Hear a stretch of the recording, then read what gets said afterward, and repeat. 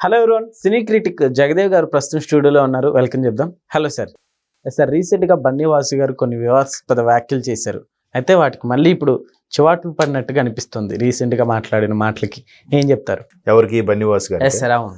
అంటే బన్నీవాస్ గారు పడ్డాయో లేదో తెలియదు, కానీ ఆయన ఇవాళ గర్ల్ ఫ్రెండ్ ప్రోగ్రామ్ ఈవెంట్లో కొంచెం చమత్కారించినట్టుగా మాట్లాడారు. ఎట్లా అంటే ఒక వైరల్ కంటెంట్ గురించి ఏదో ట్రై చెయ్యు, మనకు అదే పబ్లిసిటీ తీసుకొస్తుంది, అలా అయితేనే బాగుంటుందని అల్లు అరవింద్ గారు చెప్తే నేను మాట్లాడినట్టుగా చెప్తూనే మళ్ళీ ఆ వైరల్ అయింది అంటారు, తర్వాత వైర్ పట్టుకొని కొడతారు సారు అన్నట్టుగా ఏదో చెప్పారు.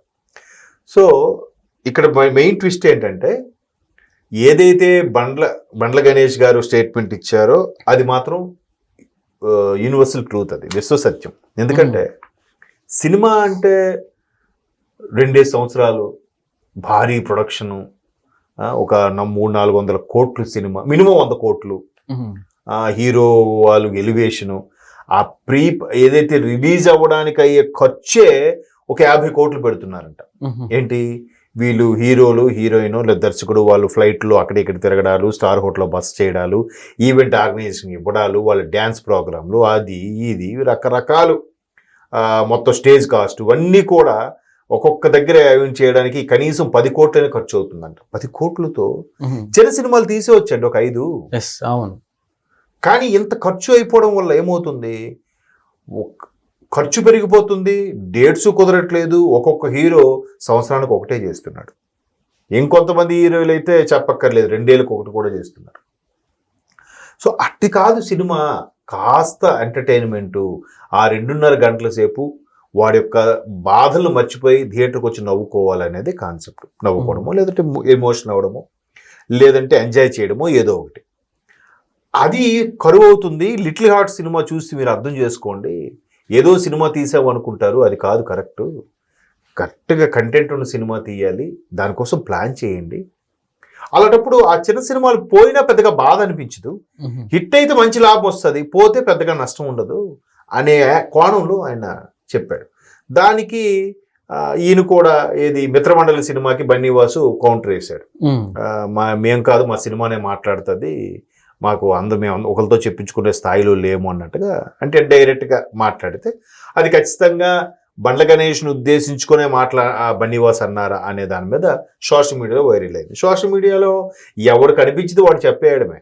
అది ముక్కు సూటుగా అనుకుంటారో, లేదంటే కాంట్రవర్సీగా అంటారో, కావాలని వైరల్ కంటెంట్ క్రియేట్ చేస్తారో తెలియదు, కానీ ఆయన ఎవరిని ఉద్దేశించి మాట్లాడినా వెంటనే వీళ్ళు, ఇప్పుడు సమంత ఉన్నారు, ఆవిడేదో కుక్కను పోస్ట్ పెట్టి మనిషి కన్నా, అంటే అందరికన్నా ఎంతో విశ్వాసం గల జీవి కుక్కను పెట్టారనుకోండి, ఓ చైతన్యతో విడిపోయింది కాబట్టి ఇలాంటి పెట్టారేమో.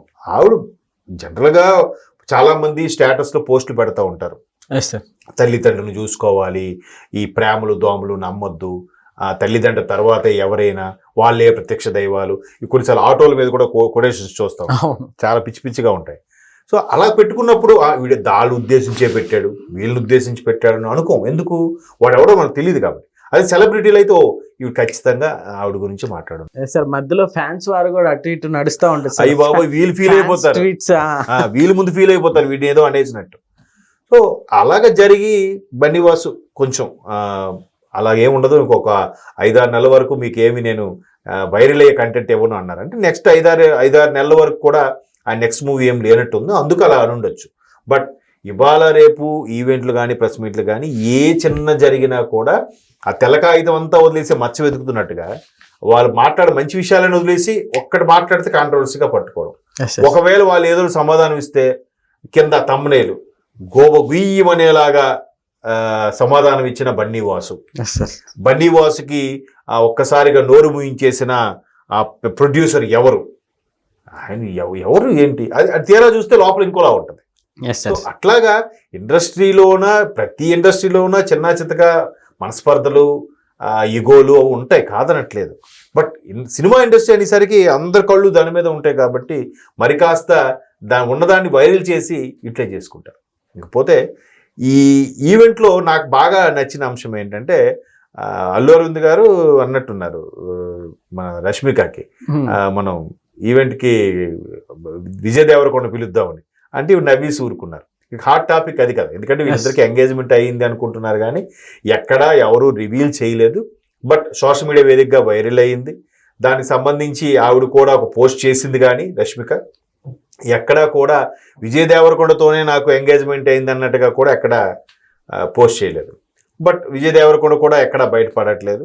బట్ ఇవాళ ఆ ఈవెంట్ కార్యక్రమం భాగంగా అల్లు అరవింద్ గారు మనం next chief guest Vijay Deverakonda అనేసరికి రష్మిక చిన్న స్మైల్ ఇవ్వడం, అక్కడ ఒక్కసారి ఫ్యాన్స్ అందరు కూడా చప్పట్లు కొట్టేశారు. సో అది అసలు టాపిక్. సో అది మంచి టాపిక్, అది ఆల్రెడీ తెలిసిపోయిన టాపిక్ కాబట్టి దాన్ని వైరల్ చేయరు. ఎంతసేపు బన్నీ మళ్ళీ బండ్ల గణేష్ గురించి అన్నారా, బండ్ల గణేష్ ఏమంటే మళ్ళీ బన్నీ ఇలా అన్నారు, బన్నీ వైరు పట్టుకుని కొడతారన్నది అల్లు అరవింద్ గారి గురించేనా, అల్లు అరవింద్ గారు ఎంత స్ట్రిక్ట్గా ఉంటారా, ఇలాగ కాంట్రవర్సీ. జనాలకు ఎలా అయిపోయిందంటే వాడికి వ్యూస్ రావాలి, వ్యూవర్షిప్ రావాలి, వాచింగ్ అవర్స్ పెరగాలి అంటే కాంట్రవర్సీయే చెప్పాలి. అంటే ఒరే ఇందులో ఈ సిచ్యువేషన్లో స్పెల్లింగ్ మిస్టేక్ ఏ లేదా, స్పెల్లింగ్ మిస్టేక్ ఉంటే బాగున్నాయి, దీన్ని పట్టుకుందాం, దీన్ని హైలైట్ చేద్దాం, దీన్ని బాగా క్యాష్ చేసుకుందాం, ఇలా అనుకునే వాళ్ళే ఉన్నారు. సో కాబట్టి బన్నీవాస్ మాట్లాడిన దాంట్లో మరలా ఆ బండ్ల గణేష్ చెప్పిన విషయాన్ని కాస్త కవర్ చేస్తూ ఏదో పొరపాటు జరిపోద్ది, ఏదో మాట్లాడితే వైరల్ అయిపోయింది అన్నట్టుగా మాట్లాడుతూనే నెక్స్ట్ 5 నెలల వరకు మాట్లాడనున్నారు. చూద్దాం, ఒకవేళ వాళ్ళు మామూలుగా స్పందించినా మామూలుగా మాట్లాడినా మళ్ళీ వీడు ఎవరి గురించి మాట్లాడుంటాడు, ఎవరి గురించి టాపిక్ ఎత్తుంటాడా, వీడు అల్లు అరవింద్ గురించి అన్నాడా, బండ్ల గణేష్ గురించి అన్నాడా, ఇదే ఎక్కువ. మీరు అన్నట్టు ఆ ఫ్యాన్స్ కూడా బండ్ల గణేష్కి ఒక రకమైన ఫ్యాన్స్ ఉంటారు, ఎందుకంటే పవన్ కళ్యాణ్ భక్తులు కాబట్టి. బన్నీవాస్ అంటే ఇక్కడ బన్నీ ఫ్యాన్స్ అందరూ ఎంటర్ అయిపోతారు, పేరు బన్నీవాస్ ఉందని కాబట్టి. మళ్ళీ ఇక్కడ ఫ్యాన్స్ హీరోల ఫ్యాన్స్లు గొడవలు, హీరోల ఫ్యాన్స్లు ఒకరికొకరు ఆర్గ్యూ చేసుకోవడాలు, ఈ తలనొప్పులు ఉంటుంటాయి, ఇవన్నీ కామనే.